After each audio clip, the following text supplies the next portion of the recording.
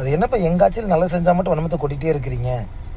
எப்போ பார்த்தாலும் எங்கள் ஆட்சி மேலே ஏதோ ஒன்று வன்மத்தை கொட்டியே சலிக்கிறீங்க. எங்கே போனாலும் அழுவுறது, கல்யாண வீட்டில் போனாலும் வன்மத்தை கொட்டுறது, வேறு எங்கே போனாலும் எங்கள் ஆட்சி பற்றி பேசிகிட்டே இருக்கிறது உங்களுக்கு வேலையாக போச்சா?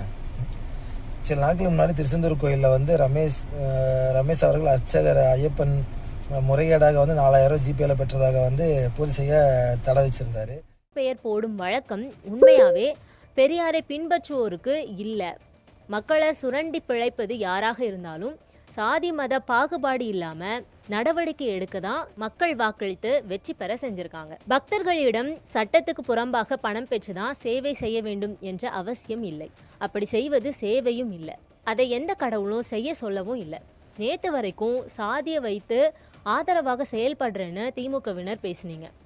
இன்னைக்கு அதே சாதியை சார்ந்தவர்களை அவமதித்து விட்டதாக பேசுறீங்க. தவறு செய்தவர்களை தண்டித்தா தங்களுக்கு எதற்காக திடீர் கொந்தளிப்பும் பதற்றமும் வருது அப்படின்னு தெரியல. இன்னும் பல முறைகேடுகள் திருச்செந்தூர் திருக்கோயிலில் நடந்து வருவதை விரைவில் வெளிக்கொணர்வேன். அதில் குற்றவாளிகள் தண்டிக்கப்படுவாங்க. அது யாராக இருந்தாலும் தண்டிக்கப்படுவாங்க அப்படின்னு தெரிவிச்சிருக்காரு.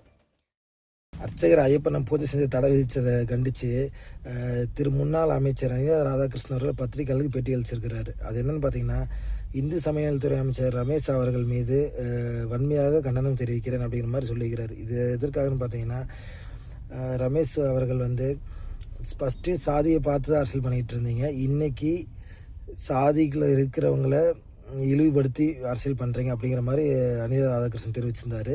இதற்கு பதிலளிக்கும் விதமாக திரு ரமேஷ் அவர்கள் தன் ட்விட்டர் பக்கத்தில் என்ன தெரிவிச்சிருந்தாருங்கன்னா, பெரியாரை பின்பற்றுறவங்க சாதி பேரை சேர்த்த மாட்டாங்க தனது பேருக்கு பின்னாடி. ஆனால் நீங்கள் உங்கள் பேருக்கு பின்னாடி சாதி பேரை போட்டு தான் அரசியல் பண்ணிட்டு வரீங்க.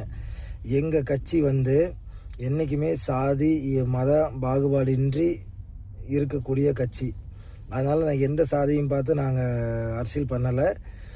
இது வந்து ஊழலற்ற ஆட்சி. ஊழல் பண்ண யாராக இருந்தாலும் கண்டிப்பாக கடுமையாக தண்டனை கொடுக்கப்படும் அப்படிங்கிற மாதிரி ட்விட்டரில் வந்து பதிவு போட்டிருக்கிறாரு.